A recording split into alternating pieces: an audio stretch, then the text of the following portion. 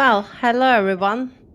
Welcome to this session. On this series that we call On Cloud with Sufle, we are hosting real AWS customers and listen their stories about what the challenge was, how they built their environments and their outcomes. And today we have Sunil from Ding Ding Now and Matthew from AWS. Hello, guys. Hi. Hi. We will talk through our questions set about how Dinding Now's serverless workload on AWS. And please, if you have any questions, you can also ask to the chat as well. Can you give us a little bit introduction about yourselves? Sunil, maybe you can start. Absolutely. Thank you, Gizem, and good morning, good afternoon, good evening, everybody, wherever you're listening from. My name is Sunil. I'm the co-founder of Ding Ding Now. I have two of the co-founders with me, Ruby and Rodrigo. But basically, we formed Ding Ding Now about 2 years ago, right at the start of the COVID pandemic. So around about 2020, May of 2020, exactly 2 years ago. And Ding Ding Now was the basic idea is to have a kind of a video based interaction platform to connect people, to talk about to talk about things, for people to be mentored on various topics. So that was the high level idea for Ding Ding Now, that was formed probably about 2 years ago. We went live with a soft launch exactly a year ago. So in 2021 was our first launch where we went live with our web based tool. And so far, we've been working with AWS as well as Sufle. All of our platform is built on AWS technology. Sufle is our technology partner and implementation partner. And so far, it's just it's been a powerful and ongoing journey, all built on AWS. So we're really grateful for that. And so that's basically a quick introduction about me and about my company. Thank you, Sunil. And you, Matthew, can you give us a little introduction?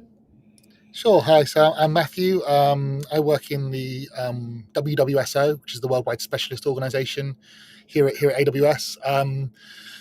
WWSO is a kind of interesting part of the business. When AWS started out, we had a handful of products, EC2, ECS, and it was really quite easy for people in the field to help customers navigate the landscape. But now, if you go to the console and you press the product button, drop down, there's 300 and something products. It's impossible for the kind of field team, solution architects to understand everything. So the specialist organization helps customers understand. A small number of products where we have people with sort of deep skills in that area. I look after serverless and the serverless go-to-market strategy for the UK and Ireland. Serverless is a whole bunch of stuff. So I think people, when they hear serverless, they immediately think Lambda and functions as service.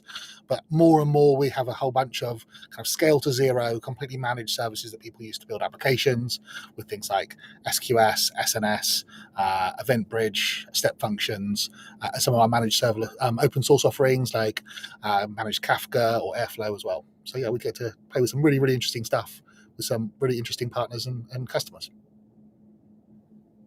Thank you as well. Yes, you are right. When I started working with AWS, it was just beginning of my career. I am a cloud-born solution architect, DevOps engineer, whatever you want to call. So there were only I don't know, maybe 10, 15 services. But right now, I'm really struggling to even find what I'm looking for. So I'm glad that you have changed the search functionality because it was really hard. I mean, even within serverless, there's an awful lot to understand, let alone the full gamut of solutions from AI and ML and high performance computing and everything else. Yeah, you're right, definitely. So, Sunil, can you like explain a little bit about how you have started the journey with Ding Now, and what was it like? How you decided, and also how you landed on AWS? Absolutely. So again, a little bit more about Ding Ding now. So we are based in the U.S. I actually live in Florida. So I actually co-founded the company with my wife Ruby, and one of my business school friends, who's also a medical doctor. His name is Rodrigo. So when we first started the idea, we wanted something, and we are a startup, an early stage startup, right? So we're by no means even, let's say, a mid-sized company, or by definitely no means a large company. We are an early stage startup, and we wanted something.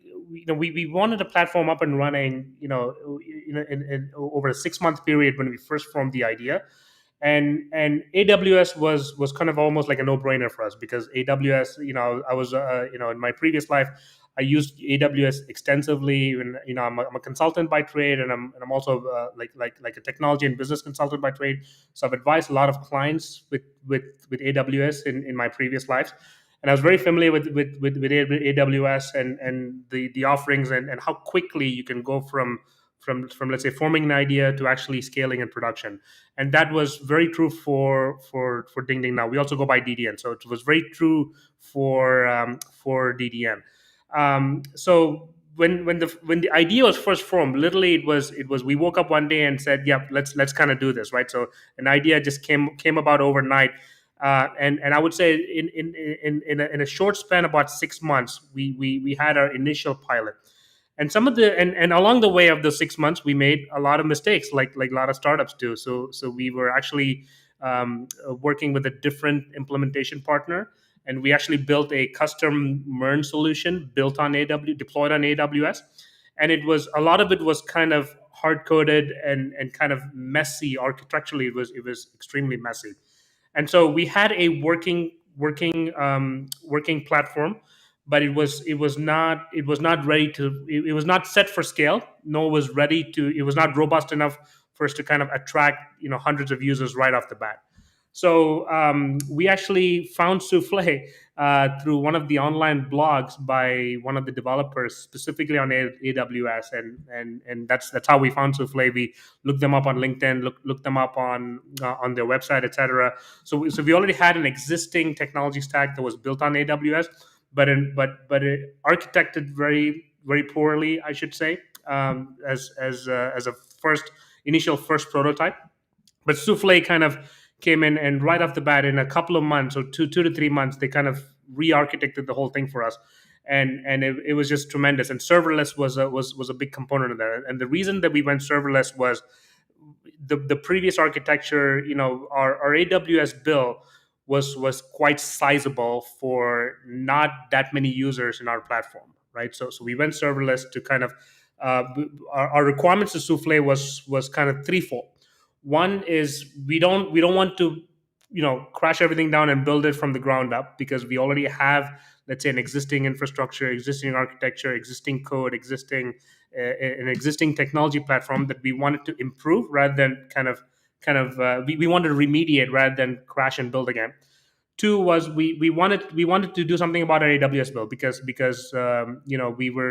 we were not backed by investors back then. So it was kind of our own money kind of being put into this as an initial prototype. So we had a certain budget for the AWS bill, and the service, and what we found was, at that stage, serverless was the way to go for us to kind of just because of the seasonality of the users kind of logging in and out. You didn't need all of the infrastructure all of the time. So serverless was kind of a lifesaver from a billing standpoint. It addressed our bill and crash by bill. It actually reduced our cost by about 30 to 40%, just given where we were in that stage of the company about a year ago. And then number three was obviously we were not going to build something robust and scalable right off the bat, but we wanted Souffle to kind of lay the foundation for us architecturally, that when we do have enough tractions and users, when we go from hundreds to thousands to tens of thousands to hundreds of thousands to eventually millions of users, we wanted a solid foundation architecturally that anybody else can kind of build upon. And we didn't want the underlying foundation of the company from a technology standpoint to kind of be throwaway work. So with those three requirements, kind of Souffle, I would say I was very impressed with their entire team, Gizem and the entire team, in a matter of couple of months, they kind of turned it around to the point where we literally went from zero to about what 500-600 users in a matter of 3 weeks. And for that may not be a lot for other companies, but it was a lot for us, because literally, I felt like we just given the stage that we were able to host thousands of users all on the same time in our platform, and that was a big deal for us. And it was enough to a point where we kind of agreed to a particular business model, because when we first started the company, quite honestly, we were rolling the dice in terms of some of the use cases that we wanted to kind of go out and attract users, in terms of what type of mentors that we want, what type of mentees that we want, what was the focus area. We're at a point now, I would say, primarily thanks to Sufle and also to AWS, we're at a point now that we have a platform that we're going to be kind of doing. We're in the process of doing a little bit of pivot and focusing on users in a particular region and a particular use case. So we're kind of creating a business plan and a business model and kind of a go to market approach for our company, just based on the robustness of the technology platform by AWS and by Sufle, and thanks to a large part in serverless. So hopefully that was helpful. That was a lot there, but hopefully that was helpful in terms of some of the journeys and why we chose AWS, why we kind of went with Sufle, what was some of the value that Sufle brought to the table. I think the key there is for a strong foundation that I think we can add layers on layers upon architecturally to really scale the company, and that I was really happy with that. Yeah, I mean, definitely. You can say many advantages, but for a startup, I believe two important thing is, but one is the cost, of course, because you are basically spending out of your pocket, and you don't, if you don't have any any investors or anyone helping you at that moment, you are like rolling a dice, doing a bet, and trying to achieve something. Uh, the second one is it is giving you the enough area to change something when you need it, and you have the solid structure that you can uh, mingle and change it to something else, and roll another dice actually. Absolutely. So Matthew, how is your interaction with the other AWS customers that are using serverless I mean, I think actually? those things really resonate. I mean, I think even if you're a really well-established business, it's really hard to plan utilization of your of your cloud assets. So anywhere that you can, make that our problem, and you just have to worry about building application logic, and we'll just scale, I think is really helpful, particularly for a startup. I also think that the other thing we hear a lot is that agility, business agility. And I think that particularly when you're in a early stage startup phase where you're trying to find product market fit, you're inevitably going to be. It's a learning process as much of an engineering process, and the ability to build a platform, experiment with your customers, take customer feedback, and evolve or even pivot as part of that process is really interesting. And really helpful. I think that the other thing that you're mentioning, Sunil, was around can this stuff get building something that's not throwaway, and that you're starting with a platform day one that might even be sitting in the free tier of Lambda. Yeah. But having the ability to scale to not only the size of a kind of unicorn-sized startup, but all the way through to IPO and eventual exit. So we've got customers of literally every size building modern applications on serverless.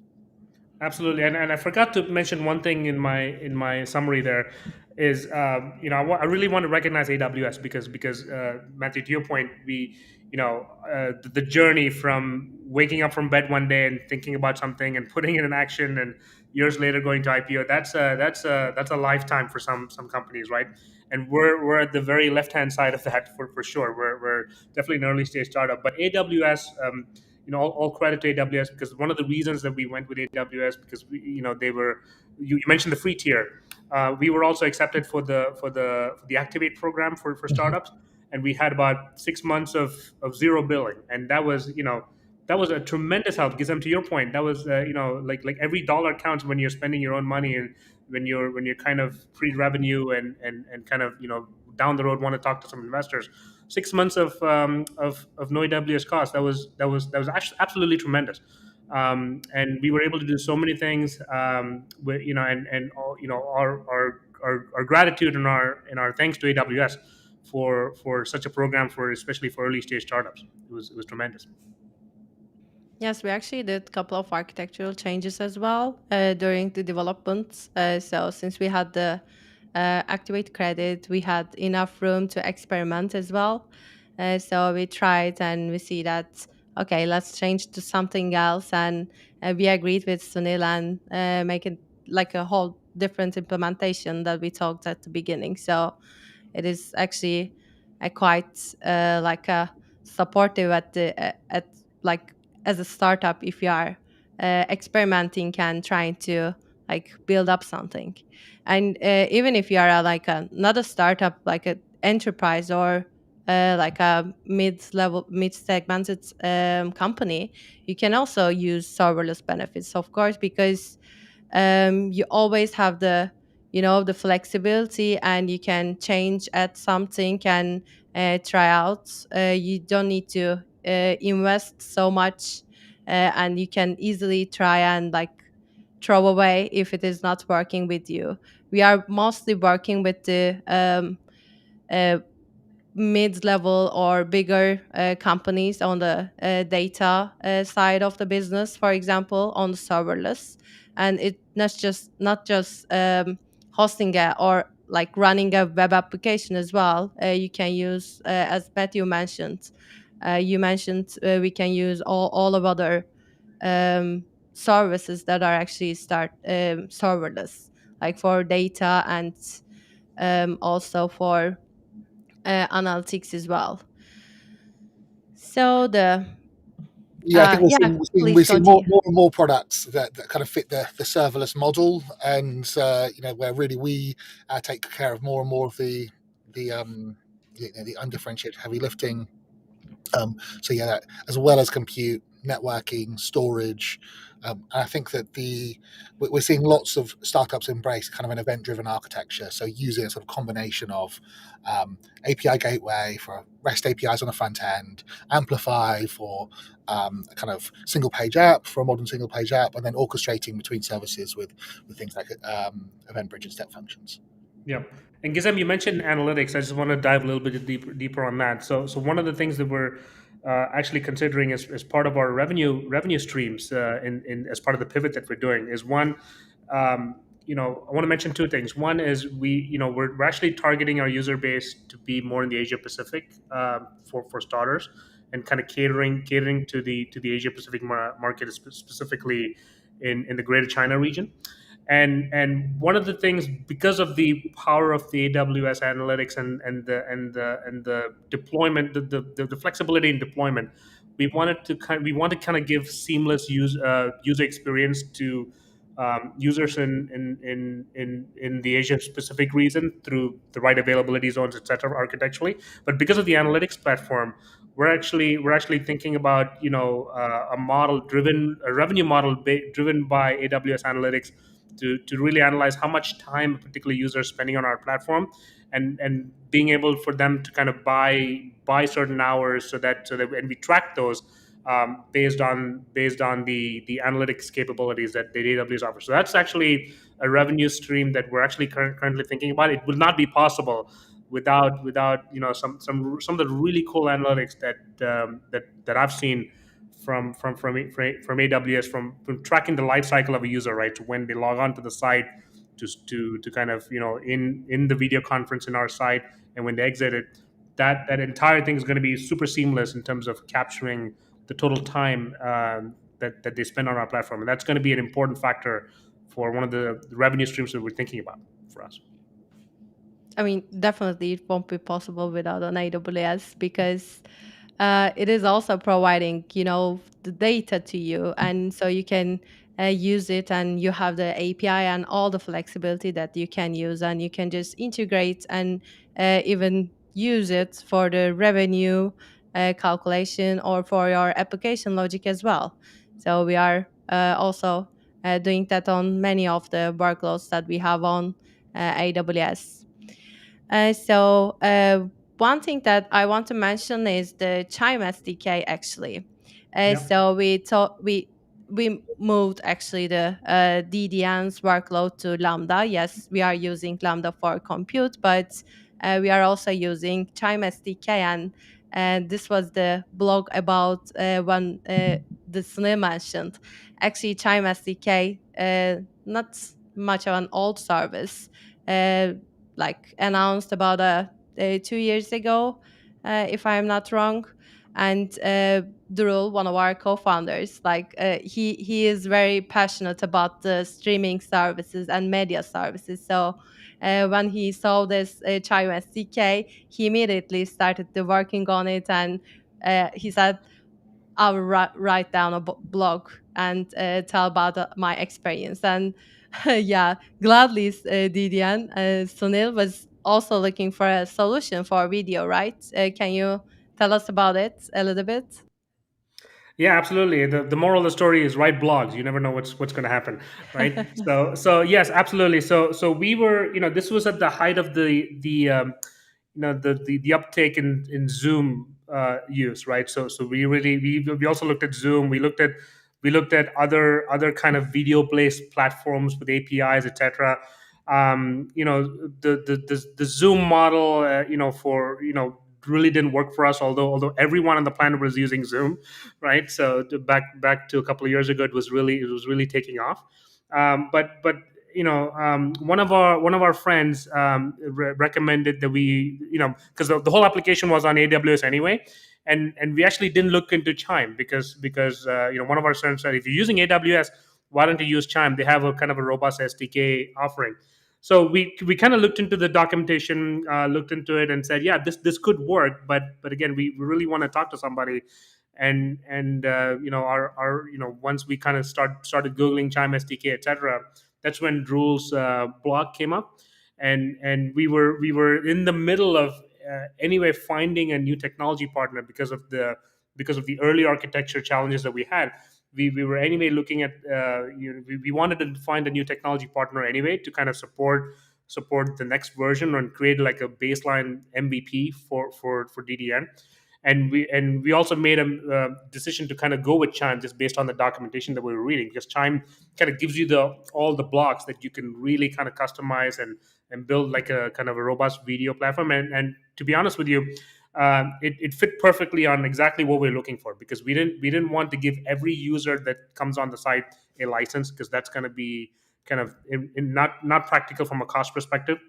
And that was one of the reasons that we could not go with Zoom, because everybody was used to Zoom, they like Zoom, so we could not go with Zoom just based on some of the licensing challenges that we had there, because we had to give every user a Zoom license, which can add up. So Chime was just perfect, right? So the way they calculate the cost based on the minutes, and then basically you only get charged for things that a user is doing on Chime, and you don't, if somebody's not using Chime on your platform, and they're using the platform otherwise, you don't get charged. And that was perfect for us. And it was an even better thing that we were already on AWS. And so when we contacted Sufle, we were contacted them purely from a Chime perspective to say, hey, can you do this Chime portion for us, while we still wanted to maybe look for another technology partner to do the rest of the stack. But then Drool said, hey, we do that too. I was like, okay, perfect. So it turned out to be kind of a blessing in disguise, that one, we were able to find Chime that was recommended to us, and two, this blog that was well written by Souffle, and three, that they had overall end-to-end kind of development and architecture capabilities, which was just perfect for us. And we were just during our first MVP process, actually, that we were integrating to Chime with the DDN platform, existing platform actually. Uh, there has been an announcement on the Chime as well. They published a new features like the messaging and other functionality into it, and we we said Sunil that Sunil, we need to also implement this as well. So Absolutely.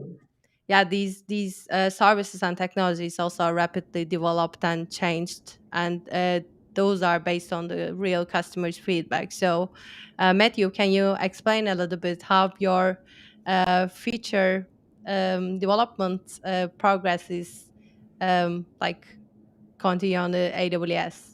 Yeah, absolutely. So something like 80% of the features that we deliver are based on actual customer feedback, and then some 20% are about things that we think customers would want but don't know about yet. So we spend a lot of time in WWSO in the specialist organization working with customers doing really, really interesting stuff that is pushing the product as sometimes beyond its expected use. When those when those features come in, we've got a mechanism for raising customer feedback requests. And then those are reviewed with the teams building these services. Every month they're looking at what a customer's asking for and prioritizing those and helping build our roadmap. And I think with serverless, that's particularly useful because those features are much closer to the customer. So it's one thing that we might have developed a new kind of networking feature or some new scale around a new instance type for EC2 boxes, which at some point maybe a new kind of CPU architecture will drive value to your customers. But with serverless services, these could be something like chat in the Chime SDK that your customers can use right away that deliver you value and help your business innovate. Yeah. The one thing I'll add to that, Matthew, is just going back to Chime. I think I can't talk enough on how perfect Chime was to DDN's business model because we I remember spending a lot of time with some of the product owners from AWS specific to Chime, and we had multiple meetings with them to say, hey, these 20 things are what we need. Right, so can Zoom can do this? Can Chime do that? Zoom can do this? Can Chime do that? Zoom cannot do this, but can Chime do that? Can we do this? Can we do that? Like, and the answer was, yeah, all of it is possible. Like, it's all API driven. It's an SDK. It's like this it's just the building blocks that a developer needs to pull together. And I was actually kind of surprised because like as Zoom was taking off, right? Like and the Chime SDK, given the video capabilities, they had all these really cool building blocks, and I've had multiple meetings with the product owners, and not one of those 20 to 30 things that we had, the answer was no, we cannot do that. Like the answer was absolutely right, and even if you want to add some cool models and really make the video experience snazzy, the Chime SDK gave you the perfect platform or the foundation. So going back to the notion of having a solid foundation that you can build on top of. And I would say the best thing about Chime for us was, I think Chime has this feature where if the meeting ID is generated and nobody joins, it kind of dissipates itself. And only one person joined, there's 30 minutes. So we actually used that model, and we built a kind of a business function on top of that, right? To say, if a mentor is kind of hosting a session, and we kind of have a link to kind of for them to generate a meeting ID. Once they're in the room, then the attendees can kind of join. So we kind of empowered the mentor user profile on DDN to kind of generate a meeting ID and start it that way. I think that was a really cool feature set that a lot of our users gave very positive feedback on.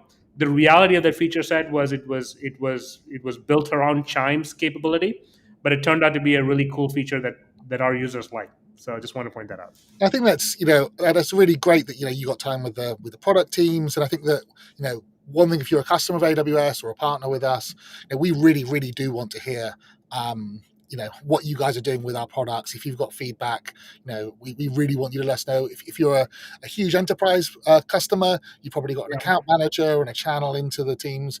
But if you're a startup or a smaller customer, you might be on the Activate program. You might have access to people through there, or even spend a lot of our time on LinkedIn, on Twitter, and speaking with customers and that feedback. When we're having meetings and talking with the product teams about what's on the roadmap, those customer stories about what they want is much more powerful than sort of my hypotheses about what customers might want to do. Yeah, and I should also mention again, one of the the way AWS kind of treated us was just amazing, right? Because yes, we're not a billion-dollar company, we're not a global company, right? We're a startup just starting out, and then the attention that they gave us, the response, the overall interaction with the product owners, even though we're kind of a nobody, right? Was just incredible, and really grateful to AWS for that. For because I think they treat all customers equal, right? Whether you're a big global customer or a startup just starting. I think I was very happy with our interactions with the AWS product owners. Yes, we also had a couple of sessions with AWS Chime team actually, because they have reached to us and said, "Well, you are one of the first users of this Edge platform, a new service, and we want to really get feedback from you." And we all get together and talk about our challenges, and we hope that we also had a small part of it, time development feedback, and Absolutely, yeah. yeah, a little bit from us as well. Very cool. Yeah. Sunil, I wanted to ask whether you had any challenges on the serverless adoption, and how was the migration experience from your side?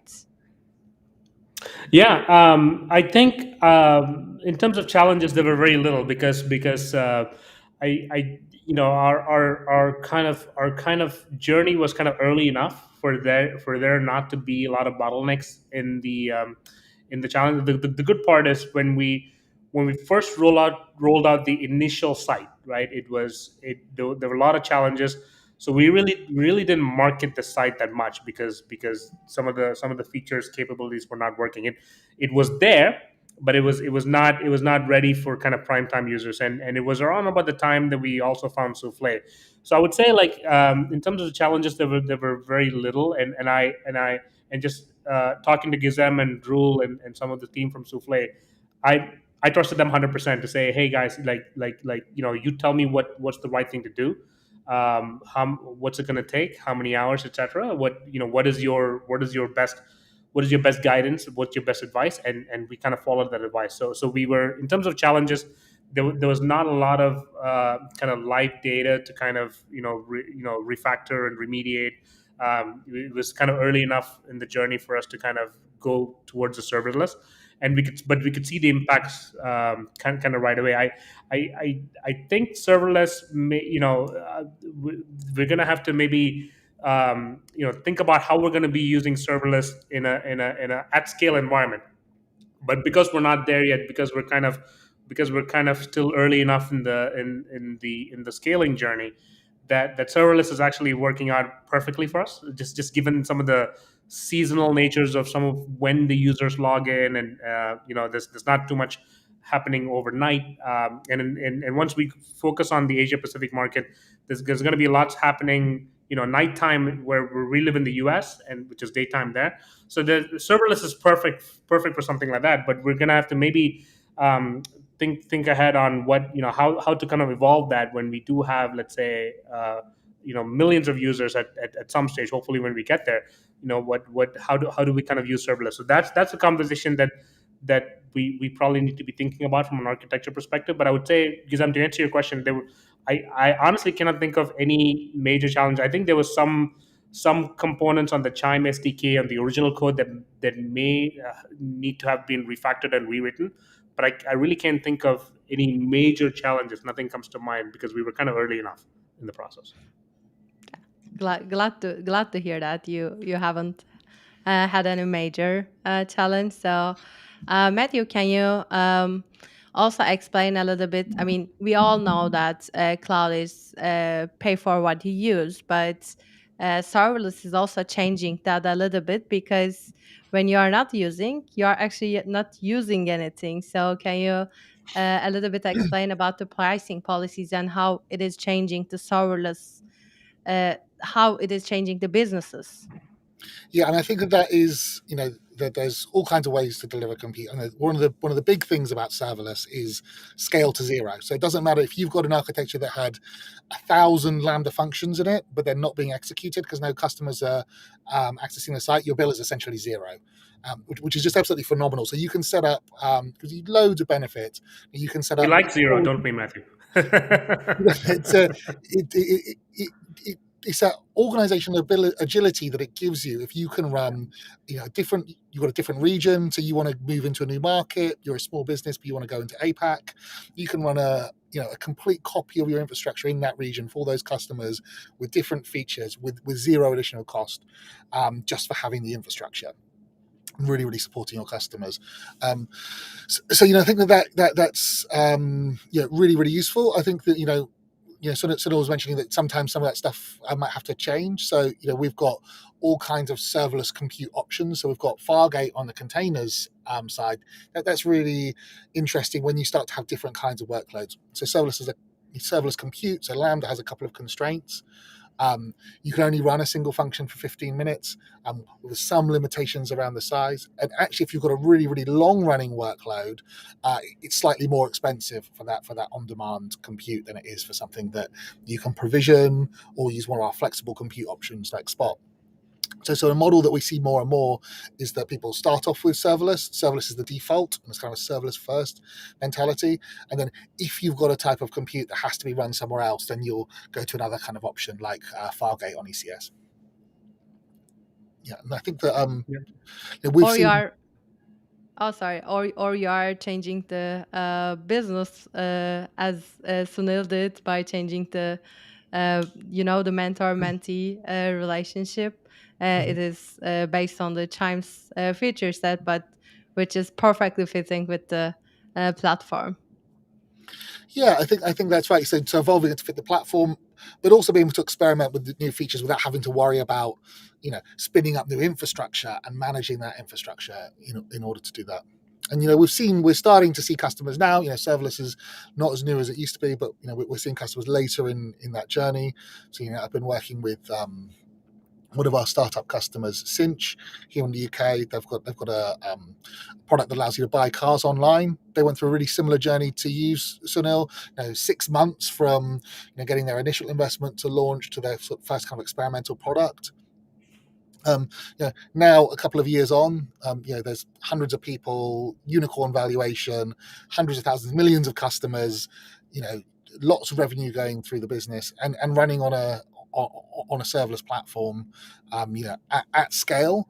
And I think that we're going to see more and more of those businesses that have started serverless continue to run serverless for the majority of their application, all the way through to kind of enterprise scale. Yeah, absolutely. And one thing I'll echo with what you said, Matthew, is our model was kind of architecturally we wanted to be cloud native, right? We didn't want to kind of custom build. We wanted to custom build as minimum as possible, not say zero, right? But custom build as minimum as possible and use some of the building blocks. And architecturally, we wanted to be in a place where,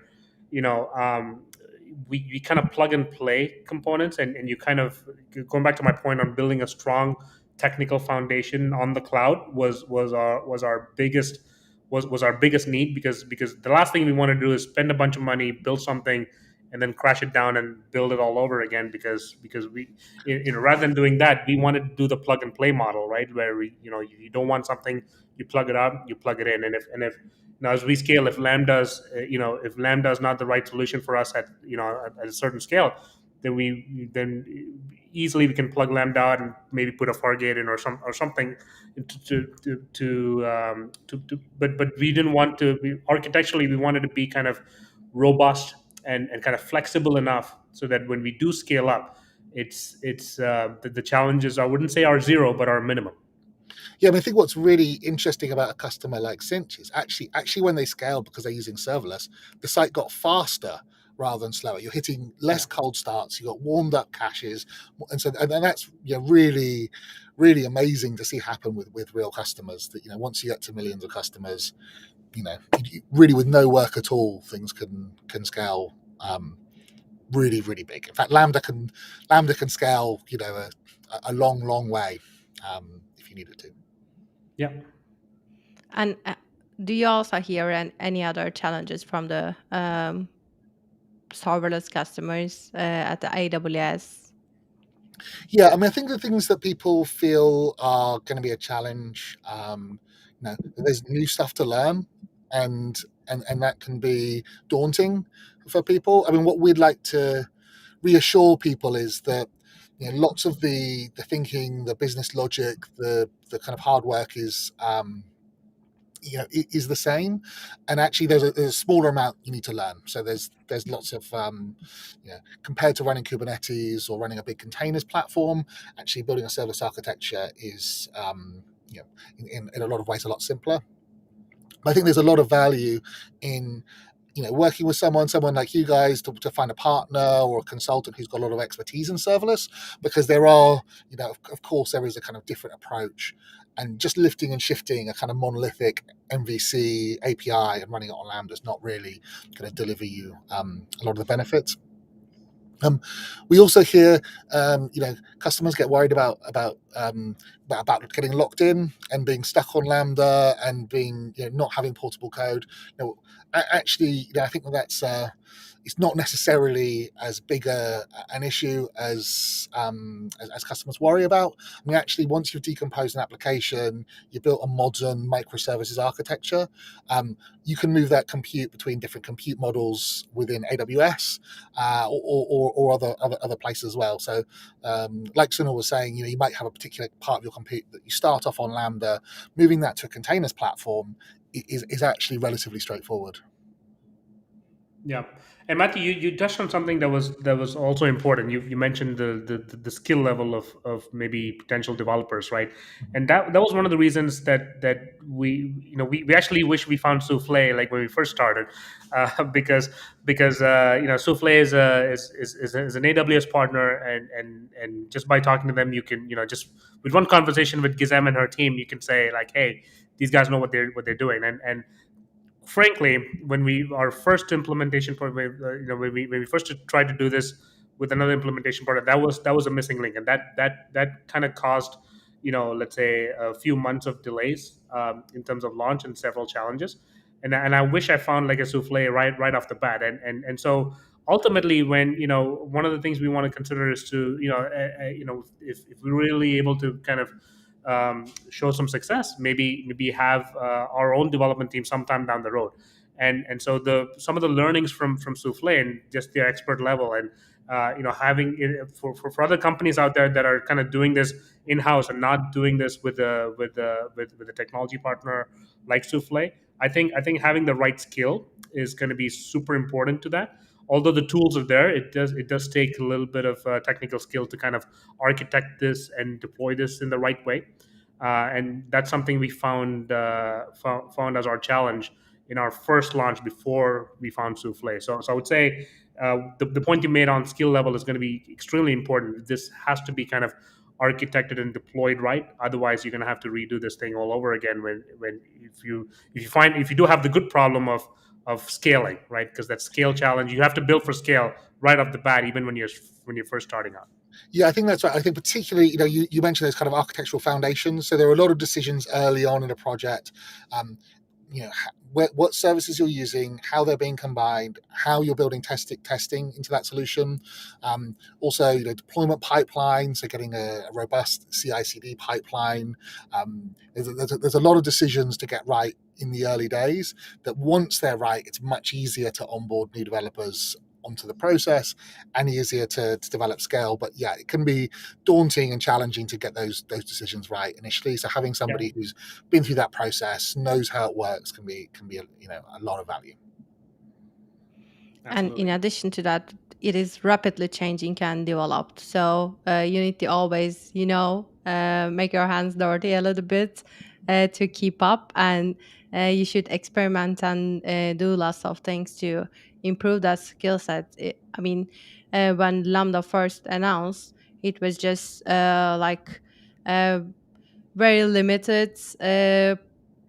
It was supporting very limited programming language, and also the timeout was 5 minutes, I guess, right? Mhm. And I was saying it is 5, but someone from our team said it is 15 now. You should you should say it right. So and you can now run any of the programming language, because you can even run Docker or your own programming language now. So it is even like the technology is rapidly changing on the cloud. So you should always improve yourself. So it's a real challenge for us actually. Yeah, you can run container images. You can have 10 gigabyte lambdas, 10 gigabytes of RAM, quite a lot of compute there as well. So yeah, there's a lot going on. I think it was really interesting, talking about you as a partner going out there and learning something new with the Chime SDK, and blogging about it, talking to customers, and we have got so many new projects. It's a great opportunity for partners to go and experiment with our new products, show customers what they can do with them, and make great connections like you guys have made. Yeah, whenever there's a new service announced, we make an internal lottery to say, okay, who's going to research about it and tell us about it. And we are having like this internal sessions, like mini tech talks, to talk about what we have learned so far and what was the outcome. That's So awesome. we It's usually whoever brings it up owns it, right, GSM? yeah, exactly. So, but it is usually the the RSS feed integrated with our Slack, so it is unassigned in our case. And so we always talk the the advantages and where we can use. But Matthew, do you have any like example about where you cannot use Lambda or serverless when you need a when you need a server on your infrastructure? Yeah, I mean, it's getting smaller and smaller. So as you say, there used to be a lot of reasons why you'd need a server. However, although part of me would love everyone to migrate everything to serverless, quite often we're speaking to customers where they might have an API or an application they've built that is running fine, might have been running for years. It might be, it's much easier to wrap up that application from on-premises or even EC2 and wrap it in a container and run it on a containers platform and get some of the benefits of a modern cloud architecture without rewriting that in serverless. So a lot of those migrations, the reasons we would consider migrating it to serverless is because you really want to make significant changes, or the application was going to have major feature benefits by embracing serverless. But if it's fine where it is, that's okay. If you need very, very specific compute requirements, so you need a GPU architecture, or you need some sort of HPC workload, those are often better suited to running on EC2. However, even for a lot of those those types of workloads, we've got lots of cases of customers starting to do them on serverless. If you had a high performance computing workload that only ran for 1 hour a day, there was no faster way in the world than bursting 3,000 lambdas, 10 gigabit lambdas with 6 virtual CPUs. That's giving you a whole pile of compute at your fingertips, pay on demand. It's much more challenging to to do that orchestration and to have your own kind of scaling groups, and takes longer to scale up on premises. But there's lots of cases where it's beneficial to do it in EC2.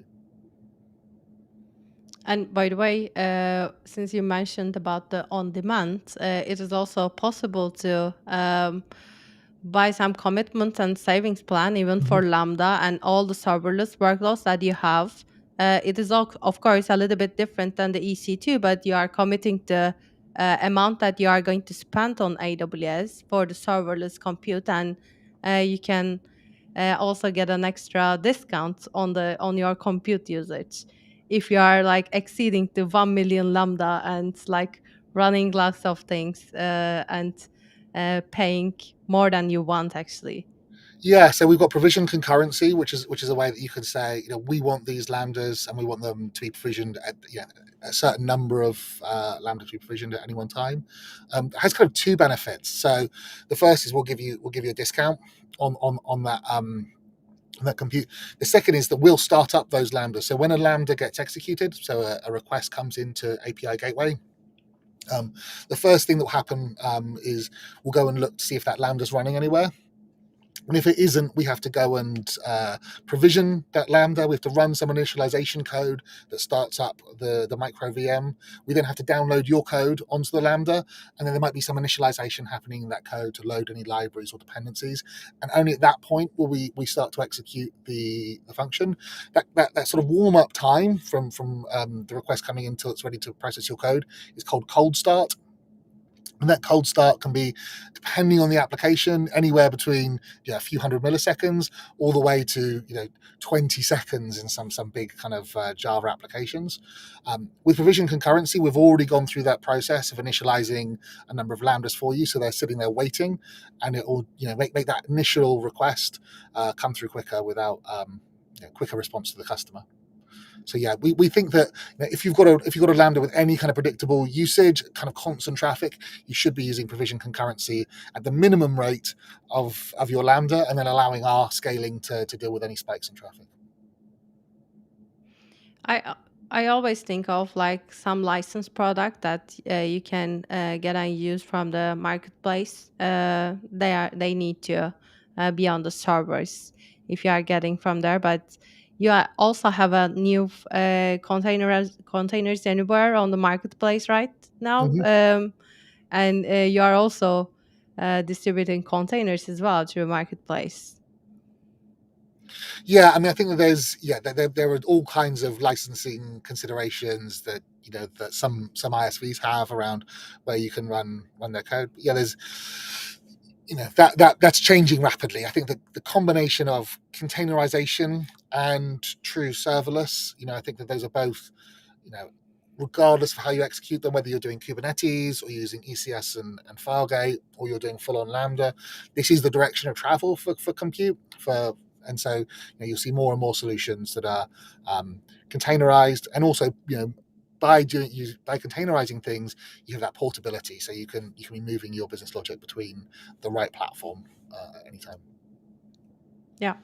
And Sunil, so what will be the next steps for you? No, good question, Gizam. So we are right now. I think we're in the middle of the pivot, right? So I think based on everything we spoke about, I believe we have a pretty very, very cool, strong, robust technology foundation, and we're very happy with where we are from a technology platform. Now it's a matter of, let's say, a little bit of a business execution for us. So we're right in the middle of the pivot. We're actually working with Sufle to make some more enhancements, some more architectural changes. We're actually kind of actively working with Sufle on that. We're going to be starting on our next tranche of changes. But right now we're kind of, I believe, it's kind of a chicken and an egg. So we built a platform for one particular thing, and we made the mistake of going too broad from a business perspective. Now we've gotten a lot of user feedback over the last 18 months. Now we're kind of focused on a particular business problem that we would like to solve based on the existing technology platform. It's against the opposite of what companies usually do. Now we're going to be actually working with Sufle to kind of make some changes to cater to the user base in Asia Pacific and APAC and Greater China, so that they have a more seamless experience. And we're going to be kind of executing our revised business plan as part of our pivot with Sufle. And Matthew and AWS team, I would love to kind of keep AWS in the loop as part of this whole journey, so that if there's any kind of new tool that we kind of use as part of the overall AWS ecosystem, that'll help us. Our goal right now is to hone in on our pivot, create value for our users, kind of have almost like a version 2 of the product, and then ultimately in the very near future, go in front of investors and pitch. So I think that's the ultimate goal, and so we want to make sure that we continue to kind of experience business traction, gain user count, really add value and create a seamless experience for our users as part of our business pivot that we're doing right now. I think I definitely love to also get the feedback from the AWS about the new infrastructure or the enhancements that we are going to add to the DDN's workloads. And AWS is so willing to do that for any of the workload, by the way, not just DDN or you don't have to be an enterprise to able to get that advice from AWS. You can just call your account manager, or advise someone from AWS to review your infrastructure, and they can have a look and also like make some recommendations based on your usage and your use case. And the final question. So, do you have any advice for the new starters, Sunil and Matthew? Yep, I'll make a little bit of joke here. I started a company with my wife. Don't ever do that. Just kidding. Yeah, I would say look, there's a lot of challenges that we face. Like every startup is going to have some very good days and some not so good days, right? So I would say, I don't want to get philosophical here, but if you're making mistakes, make sure you learn from them, right? And every learning, every mistake is a learning opportunity. And so I would say listen to your users, right? So I would say frankly, what we did was we started building the platform and then kind of tried to solve a business challenge. It's usually the other way around, and we had to learn that the hard way. So always, you know think of your problems as a funnel, and the more broad you get, ultimately the funnel, you have to kind of specialize in kind of something and solve a particular problem that's kind of out there, and how would you kind of solve things differently. So I think that was, and with that process comes a lot of excitement, but a lot of heartburn as well. But if you are making mistakes, I would say definitely learn from it, but and don't give up hope, and always think of how technology can solve a particular issue, and something like an AWS. AWS has so much tool, very very slick toolkits that you can go from idea to a live production platform in a matter of days. So it's the technology is always there, but it's about the execution, and make sure that if you are in the startup world, make sure that your execution is well thought out and you definitely learn from your mistakes. Yeah, I think I'd echo a lot of that. And I think that one of the things we talk about with customers a lot, particularly in those early stages, is maximizing for learning. So, and that's a balance. So you don't want to spend loads of time working on tools and platform when you could be delivering stuff that builds value for customers. You just got to do just enough that you have a robust, slick pipeline that means you can make changes without impacting the customers. And you've got a robust enough architecture that you can learn. And also don't be afraid to throw stuff away. I think that Sunil, you had that experience. It's really really difficult sometimes to start with something and then have to make really big changes. But at least with serverless, you're not having to throw away physical servers. You're not having to decommission things. The level of work, level of effort you've got to do to make that pivot is much smaller. It can be done in weeks and months. And Absolutely. to reiterate that thing, reach out to us. We love to hear from you. Genuinely some of the most interesting customer interactions that have come via Twitter or LinkedIn. So all of those places, hit us up. If you're having a problem with something, you want to investigate one of our new services, you want us to review some architecture, we'd love to hear from you. I think you are definitely right, Matthew. I mean, one of the challenges is, when you are too focused on the product, you are losing something on the infrastructure and also the otherwise as well. I mean, it is a little bit hard for a startup to think about everything when you are building up from scratch. You have so many concerns about the money, the investors, how you are going to build something, the planning, and you are trying to build up a culture, an idea, and like collect all the people around that idea, and trying to um, start something new. But what we see is usually the scaling, the high availability, and all the security is a little bit push behind the curtain if you are a startup. So my suggestion is never like push it, like sweep it under the curtain if you are like trying to build up something even new, because you will never know what is going to what is going to happen. Someone just make an announcement of your product, some influencer or something on the technology on Twitter, and you can be like instantly famous. So that's also you should think that it's a possibility, and you should serve the product to those to that demand, so you can like be successful at the end. And so thank you for this wonderful session, Matthew Snell. It was really great to have you on our session. And everyone, we will also send Sunil's and Matthew's social media addresses to the chat. You can ask their questions offline if you need to. And thank you for listening us. Thank you, everybody. Everyone. Bye bye, Dan.